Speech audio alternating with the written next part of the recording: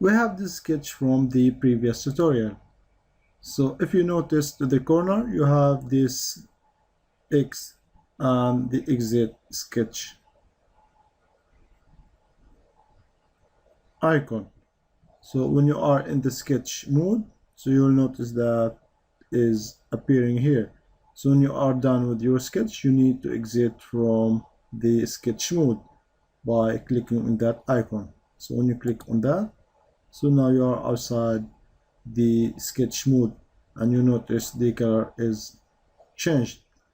And when you are done with your sketch, you will notice to the left that your sketch has a name on the left tree. So you are able to rename it by right click, and then you can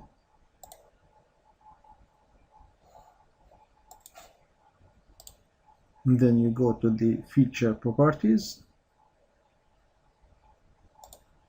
and write the new name, and here you have descriptions. Okay, or a faster way, just one click on that, then you are able to rename that sketch. You can type first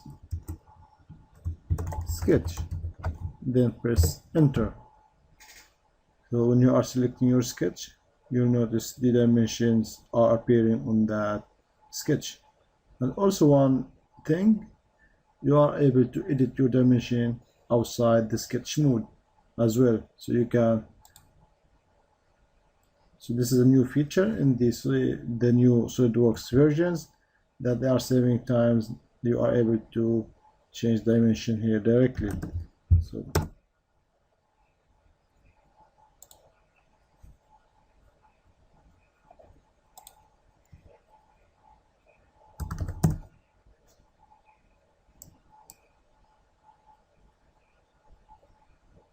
and here you have the icons. We said we're going to use them along with the tutorials.